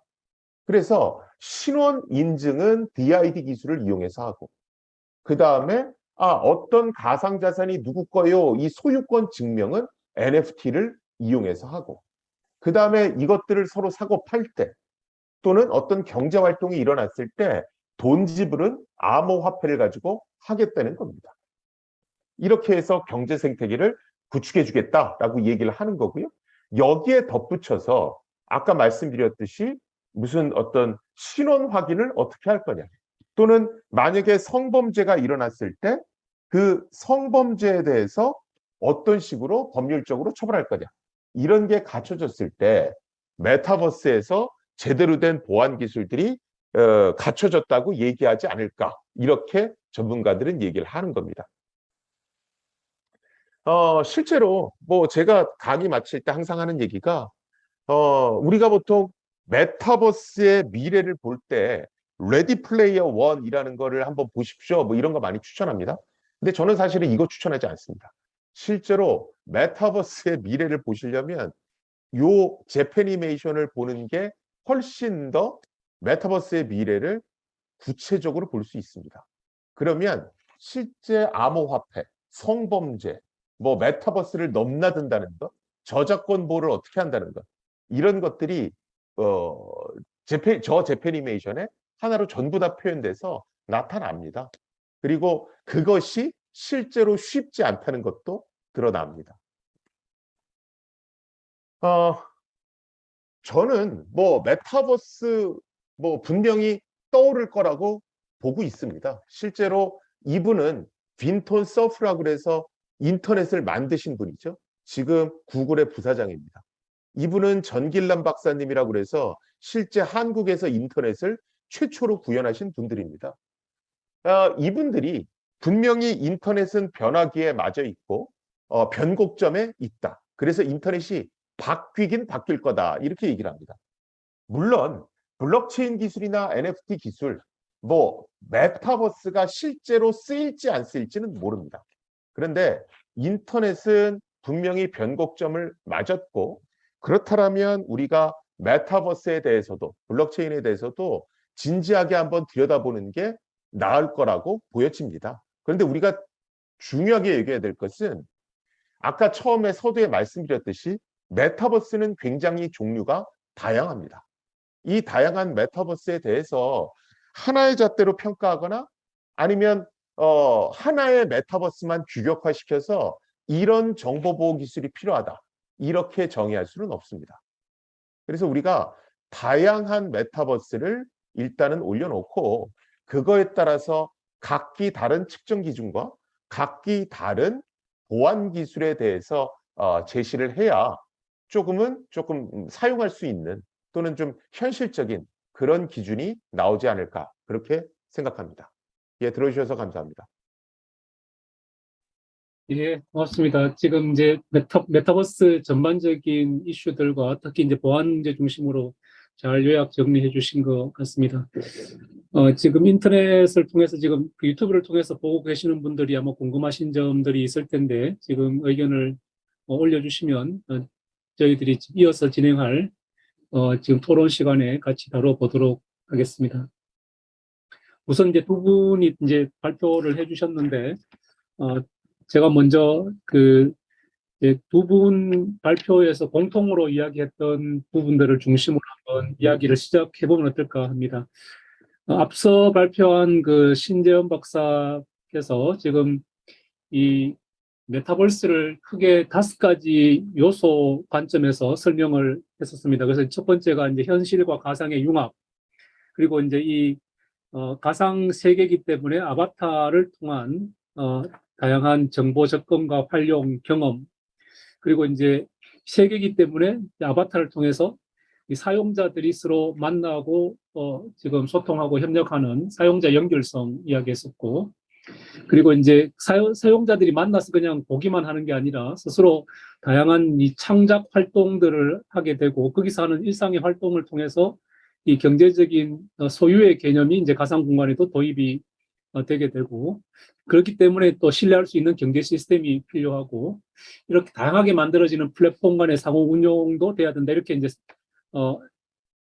보니 6가지 이야기를 했네요. 그래서 6가지 이야기를 했는데, 이 관점에서 보면 지금 이제 김성주 교수님은 이 보안 문제를 이 그 메타버스의 유형별로 따로 이제 접근을 해야 된다 이렇게 말씀을 해주시긴 하셨지만, 이 이제 메타버스라는 이 공통의 요소들을 우리가 생각을 해보면, 그러면 먼저 현실과 가상의 융합 차원에서 봤을 때 필요한 이 그 보안 이슈들이 우선 있을 것 같아요. 지금 이제 현실의 정보를 가상으로 넘겨야 되니까 그 넘기는 과정에서 이제 보안 문제가 있을 수도 있고, 또 아바타 관점에서 봤을 때도 보안 문제가 있을 것 같아요. 예를 들면 김성주 교수님이 만든 아바타인데 누군가가 카피해가지고 마치 김성주 교수님인 것처럼 막 활동을 하면서 지금 이제 다니면 그건 이제 어떻게 또 할 거냐 이슈도 발생할 수 있을 것 같고, 그리고 이제 사용자들이 연결할 때 생기는 여러 가지 이슈들도 있을 것 같고,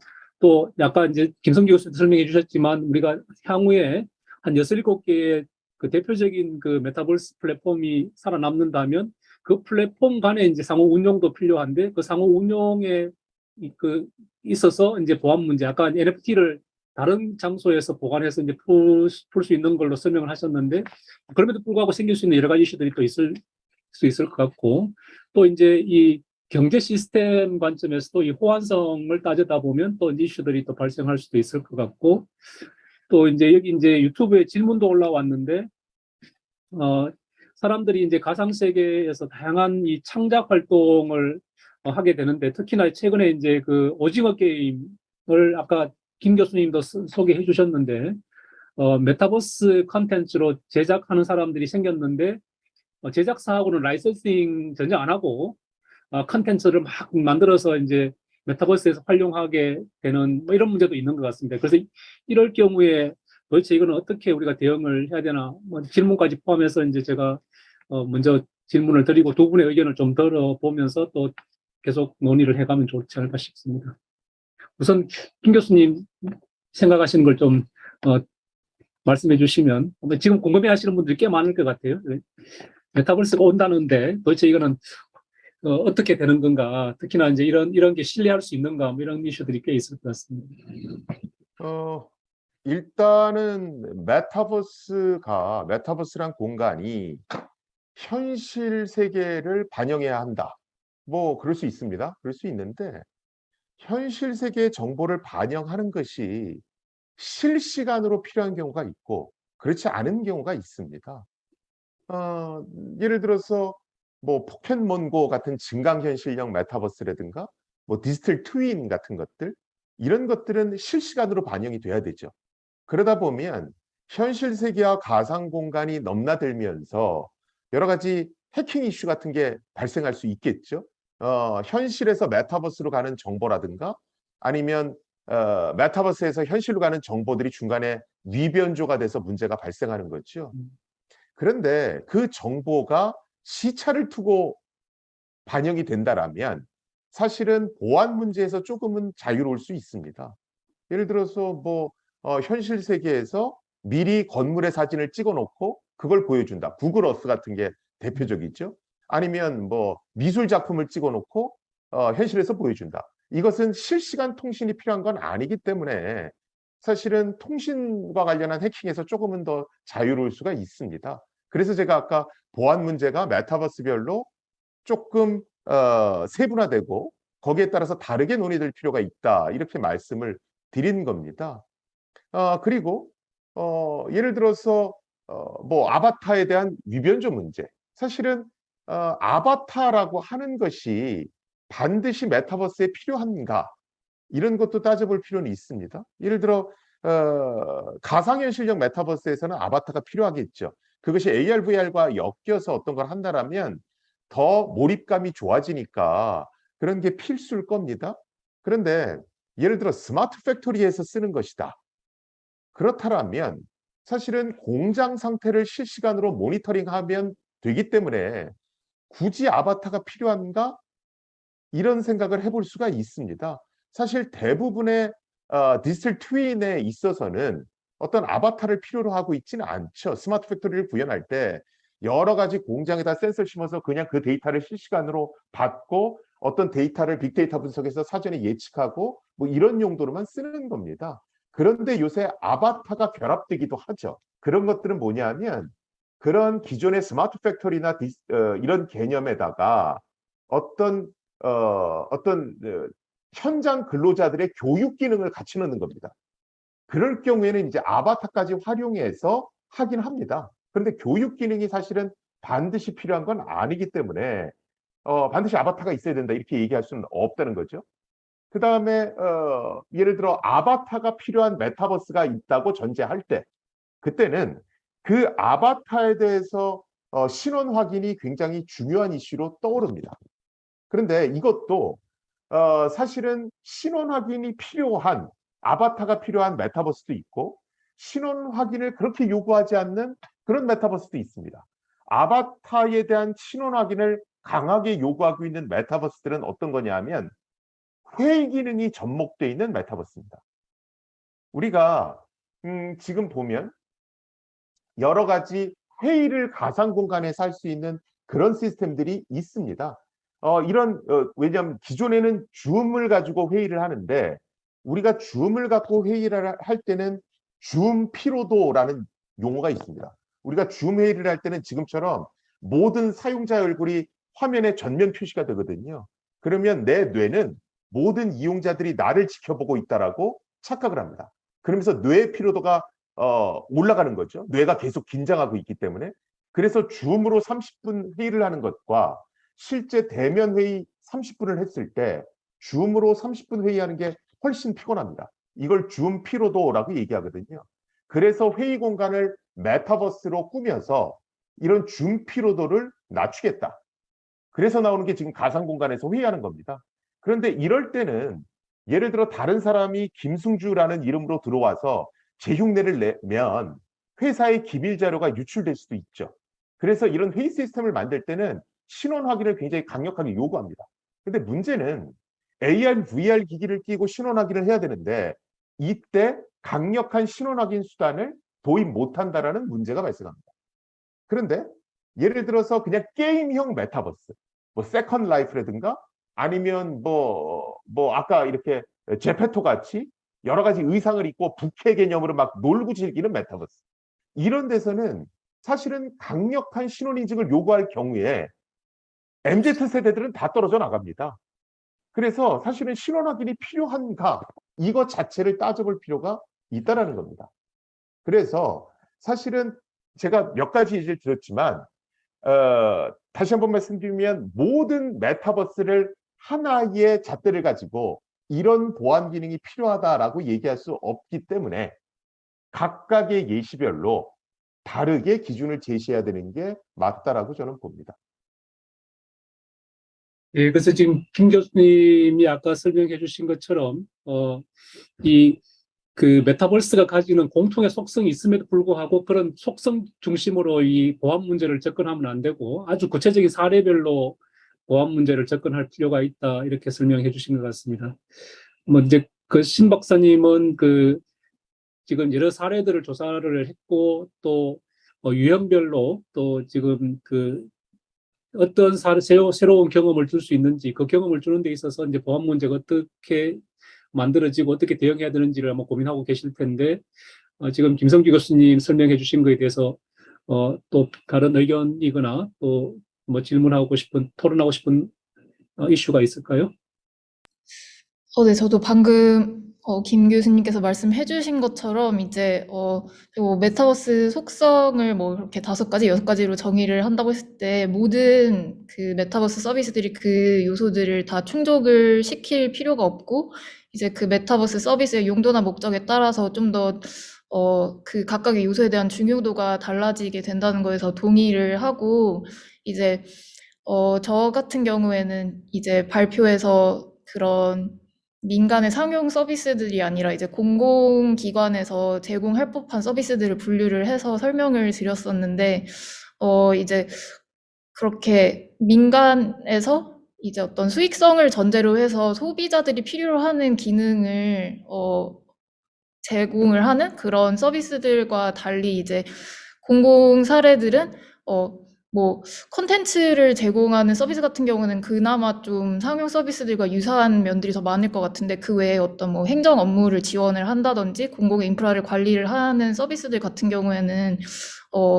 더더욱 이제 그 메타버스의 여러 속성들 중에서 필요로 하지 않는 부분들도 많이 있고 그래서 어떻게 보면은 그 기준들만 가지고 평가를 하는 것이 좀 페어하지 않은 면도 있다는 생각을 이제 조사를 하면서 했었는데, 이제, 아무래도 저희가 사례들을 조사를 하는 데 있어서 이 각각의 사례에 대해서 보안 측면에서 좀 차별화되는 이슈들이 있을까에 대한 이제 의문을 기본으로 갖고 이제 그 사례들을 조사를 했었기 때문에, 이제 그렇게, 그 각각의 서비스의 특성에 맞춘 보안 이제 대책이 필요하다고 하면 이제 공공 부문에서 특히 이제 민간 서비스에서 중요한 어떤 개인정보와는 다른 어떤 국가의 안보나 뭐 안전 그리고 어떤 공공의 이익과 관련된 정보들을 다루는 그런 서비스에서는 이제 보안 측면에서 좀 더 차별화해서 더 부각되어야 할 측면들이 있을지 네, 그런 점이 저는 네, 궁금합니다.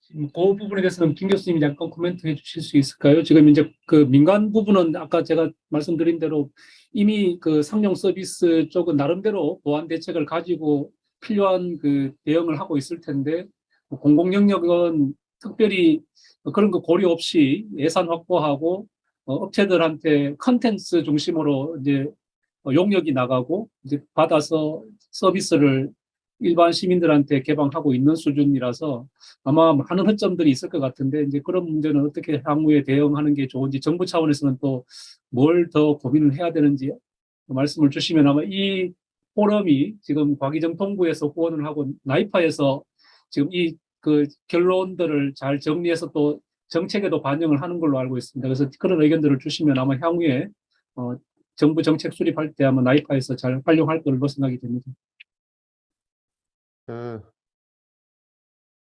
지금 공공 영역의 메타버스의 가장 큰 문제는요. 메타버스 갖고 뭘 할지를 모르고 있다는 겁니다. 뭘 할지를 모르니까 뭐를 보호해야 될지도 데이터가 안 나오는 거거든요. 그러니까 예를 들어서 전자정보 서비스다. 그러면 제공해야 하는 서비스가 명확합니다. 이러면 그래. 이 제공해야 되는 정보들이 어떤 거고 이건 어느 정도 중요하니까 우리가 어떤 수준의 보안 기능들을 제공해야지 이게 서요. 그런데 메타버스를 이용한 정부다 이러면 이제 얘기가 복잡해지는 겁니다. 그럼 메타버스 정부에서는 뭐를 일반인들한테 제공해 줄까? 이런 문제들이 생기는 거죠. 예를 들어서 뭐 관공서를 메타버스 공간으로 꾸며서 메타버스 공간에서 사람들이 와서 뭐 구경하게 하겠다. 단순히 컨텐츠를 열람하게 하겠다. 이러면 사실은 컨텐츠에 대한 위변조 방지 기능 정도 넣고 그다음에 뭐 디도스 공격으로 인해서 서비스가 마비되는 거 이런 거 정도를 막으면 되죠. 그렇죠? 그런데 예를 들어서 그 메타버스 안에서 실제 전자정부처럼 내가 어떤 서류를 작성해서 이걸 가상의 관공서에 주고 그다음에 서류도 내가 발급받는 것까지 할랍니다. 이러면 뭐 전자서명 뭐 이런 것들 신원 인증 이런 게 이제 추가로 들어가야 될 겁니다. 그리고 실제로 공공 서류를 받아야 되니까 개인정보가 유출되면 안 될 것이고, 그러면 이제 암호화 기술 뭐 이런 것도 들어가겠죠. 그래서 제가 앞에 말씀드렸듯이 실제 지금 공공 메타버스라는 것 자체가 명확하게 나오질 않습니다. 그러니까 메타버스가 어떻게 운영되는 것이냐, 그게 중요되는 게 아니고 그 공공 메타버스에서 어떤 정보를 이용자들에게 줄 것이고 이용자들에게 어떤 정보를 받을 것이냐, 이게 일단 디파인이 돼야 정보보호 얘기를 할 수 있거든요. 물론 그 메타버스가 성공할지 여부는 논외로 하고, 그래서 그게 정의가 안 돼 있기 때문에 무슨 보안 기술이 필요하다는 것 자체를 얘기하기가 되게 어렵다는 겁니다. 거기에다가 예를 들어서 현재 공공 메타버스에서는 경제 시스템이 돌아가고 있지 않아요. 그래서 이용자들이 컨텐츠를 만들어서 경제 시스템을 구축하게 해드리렵니다. 만약에 이렇게 조언이 들어가면 그럼 이용자들은 어떤 컨텐츠를 만드나요? 이걸 어떤 식으로 팔 건가요?까지가 또 얘기가 돼야, 그러면 암호화폐를 붙여야 될 것 같은데요? 아니면 NFT를 붙여야 될 것 같은데요? 이런 거 필요 없이 뭘 해야 될 것 같은데요? 이렇게 얘기가 되거든요. 그런데 그냥 경제 시스템을 도입해야 됩니다. 이러면 또 그럼 이제 또 막막해진다는 거죠. 그래서 일단은 공공 메타버스에 주고받는 데이터가 뭐냐? 이게 먼저 구체화돼야 1차적으로 어떤 보안 기술이 필요하다 얘기할 수 있고요. 두 번째로 추가적인 것들을 어떤 걸 더 넣어야 된다라고 얘기하면 그 추가적인 서비스가 이런 겁니다라고 구체화돼야 거기에 맞는 보안 대책이 또 나오는 겁니다. 예, 뭐 지금 굉장히 중요한 지적이신 것 같거든요. 지금 우리 그 지자체 중심으로 많은 공공 서비스를 사실 만들고 있는데, 정작 그 공공 서비스를 만드는 사람이 어떤 서비스를 제공하려고 하는지조차를 모르고 지금 이제 메타버스에 막대한 자원을 투입하고 있는 상황이다 보니까 결국은 어떤 보안이 필요한지를 논하기가 어려운 상황에서 서비스가 제공되는 뭐 이런 문제가 있는 것 같습니다. 이제 그런 측면에서 본다면 이제 오늘 그 신 박사님이 보여주신 여러 가지 사례들이 특히 이제 현황들도 그렇지만 향후에 정부가 지금 주도적으로 만들어 가야 되는 여러 가지 공공 서비스 중에 대표적인 사례라고 하는 것들이 누가 보더라도 아주 명확하게 어떤 서비스를 하고자 하는 건지가 명확하게 보이게끔 만들어야 그 서비스를 출발점으로 해서 이제 그 다양한 논의가 시작될 수가 있을 것 같아요. 지금 이제 국내에서 소개되고 있는 많은 서비스들, 도서관에서 하고 있는 메타버스 도서관이라든지 메타버스 미술관, 메타버스 강의실 뭐 등등 하고 있는데, 뭐 관광지도 마찬가지고 실제로 이제 이름은 붙였지만 그 내용면을 보면 도대체 이게 뭘 하고자 하는 메타버스인지를 통 알 수 없는 상태에서 메타버스 서비스를 하고 있다. 이제 그게 지금 김 교수님이 지적하신 굉장히 중요한 포인트인 것 같고, 그게 명확하게 정리가 되지 않은 상태에서는 우리가 뭘 도와줘야 될지를 이야기하기가 상당히 어렵지 않는가. 보안 문제 하시는 분들도 상당히 답답할 수가 있을 것 같습니다. 그리고 이제 아까 이제 컨텐츠 이슈도 잠깐 이야기가 있었는데, 결국은 그 컨텐츠를 카피하는 것들에 대한 문제들은, 계속해서 이제 문제 제기가 될 수 있을 것 같습니다. NFT라는 게 결국은, 정서이지 컨텐츠 복사를 방지할 수 있는 건 전혀 아니기 때문에, 그 컨텐츠 그 자체는 누구나 쉽게 이제 카피할 수 있는, 거라서, 그걸 가지고 지금 새로운 컨텐츠를 만들 때 생기는 혼란들은 어떻게 방지하면 좋을지에 대한 질문이 하나가 있었고, 지금 여기는 질문이 올라오다 만 것 같은데, 이거 제 창에서는 뭔가가 컨트롤이 안 돼서 스크롤링이 잠깐만요. 안 돼서 지금 뭔가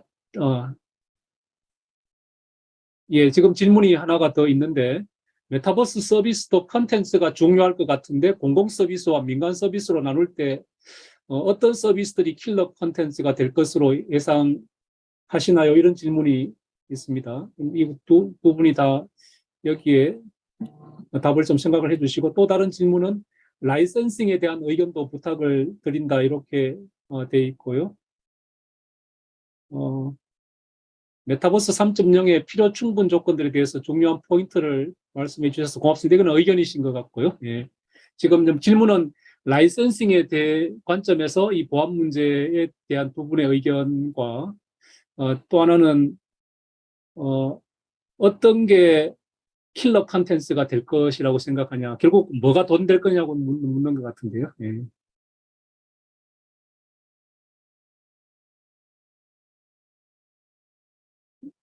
뭐 누가 먼저 대답을 해주실까요? 김 교수님 먼저 시작을 하시면 좋을 것 같습니다. 일단 뭐 NFT든 메타버스든 강연을 하면 저작권 얘기를 항상 하세요. 그런데 이미 우리나라 저작권 법에 의해서 남의 그림이라든가 남의 컨텐츠를 무단으로 복제해서 올리면 인터넷으로 전송하든가 뭐 올리면 전부 다 처벌받습니다. 그래서 현행법으로도 전부 다 처리가 가능하다 이렇게 보시면 되고요. 단 메타버스라고 하는 게 기본적으로 인터넷 공간에서 구현될 확률이 굉장히 높습니다. 그런데 이 인터넷이라고 하는 건 국경이 없죠. 특히나 이게 암호화폐, NFT, 블록체인 이런 거랑 연계가 되기 시작하면 탈중앙화 성질 때문에 운영 주체도 명확하지가 않습니다. 그렇게 되면 이제 어느 나라 저작권법을 따를 거냐 이런 문제가 생깁니다. 우리가 개인정보보호법이라는 게 있지만 실제로 인터넷이라는 게 도입되면서 얘기가 아주 복잡해졌거든요. 그래서 저작권에 관련한 문제가 새로이 생기는 것이 아니라 이런 것들이 인터넷 컨텐츠를 대상으로 동작하기 때문에 어느 나라 법을 따를 거냐 이런 어떤 국제 이슈가 발생한다 이렇게 보시면 될 것 같고요. 그 다음에 어떤 게 킬러 컨텐츠가 될 거냐 사실은 뭐 그것은 제 전문 분야는 아닙니다. 단 메타버스를 가지고 어떤 걸 할 때 특히나 이제 가상세계형 메타버스일 때 가장 하지 말라는 게 뭐냐면 현실 세계를 메타버스 공간으로 그대로 옮기는 겁니다. 이게 현실 세계를 메타버스 공간으로 그대로 옮기는 거. 이게 우리 정부 부처에서 많이 하는 거죠. 이런 메타버스는 처음에 사람들이 잠깐 들어갔다가 그다음부터 접속 안 합니다. 일단 가상의 공간이라는 게 현실 공간보단 퀄리티가 떨어지거든요. 그러면 안 하죠, 그걸. 그리고 거기 들어가서 AR, VR 끼고 뭐 주문한다? 그거 복잡해서 안 합니다. 그래서 실제로 메타버스를 가지고 뭐를 하려고 할 때는 현실에서 경험할 수 없는 것들을 메타버스에서 추가로 제공해 줘야 됩니다. 그 컨텐츠를 만들어낼 수 있으면 그 메타버스는 성공하는 거고요. 그런 게 제공되지 못하면 그 메타버스는 처음에 오픈하고 잠깐 이용자들 왔다가 그 다음부터는 활성 이용자가 0으로 떨어지는 그런 예산 낭비 성격의 메타버스가 될 확률이 굉장히 높습니다. 그래서 이제 이어서 이제 김 교수님 말씀해 주신 것 중에 이제 뭐 누군가가 카피를 하면 현재 현행법으로도 처벌이 가능한데 문제는 누군가 카피했다는 걸 어떻게 찾을 건가 또는 카피 못하게 할 수 있는 기술이 있는가 뭐 이런 관점에서 의견을 좀 주시면 좋을 것 같고 카피한다면 어느 수준까지 카피한 걸 카피했다고 할 거냐 예를 들면 김성규 교수님하고 똑같은 아바타를 만들었는데 여기 저만 하나 찍으면 다른 사람인 건가 뭐 이런 이슈가 또 있을 것 같아요. 일단은 컨텐츠가 얼마나 바뀌었다. 그건 기술적으로 하는 건 아니라 예를 들어서 이게 표절이냐 아니냐 그런 것들을 따지는 기준이 있듯이 그런 것들은 뭐 현재에서 여러 가지 어떤 미술 작품이 만들어졌을 때 이걸 표절로 볼 거냐 아니냐 그 기준을 따르면 될 것 같고요. 실제로 뭐 외국에서는 디지털 이미지를 그렸는데 나름 조금 바꾼 겁니다. 그랬을 때 소송이 들어가서 그 표절 여부를 따져줬던 사례가 있거든요. 그래서 그건 기존 법으로 따지면 될 것 같고 실제로 NFT 같은 기술은 불법 복제가 이뤄졌을 때 그 불법 복제가 일어났는지 여부를 탐지해주는 기술에 속합니다. 그리고 예를 들어서 불법 복제를 원천적으로 차단시키겠다. 그런 것들은 우리가 소위 얘기하는 뭐 DRM 기술 이런 것들이 있죠. 그래서 그런 어떤 기존의 기술들을 메타버스랑 잘 결합시켜서 활용하면 될 것 같고요. 그런데 뭐 디지털의 속성상 이런 컨텐츠의 복제가 워낙 빠르게 일어나기 때문에 그것들을 실시간으로 잡아내는 게 그렇게 쉬운 건 아닙니다. 근데 그건 뭐 어떤 그런 것들이 필요하다라면 뭐 기술의 진화는 거기에 맞춰서 이루어질 테니까 저는 그게 필요하다면 거기에 어울리는 기술은 지금 현재 있는 기술들이 더 업그레이드 될 거다. 이렇게 보고 있습니다. 예. 그래서 아마 그 이제 니즈가 있으면 기술은 늘 따라가면서 발전하는 거기 때문에 아마 불법 복제를 방지하는 기술도 발전할 것 같고 또 누군가가 그걸 깨고 또 복제하더라도 또 찾아내는 기술도 또 따라가면서 만들어지지 않을까 생각을 합니다.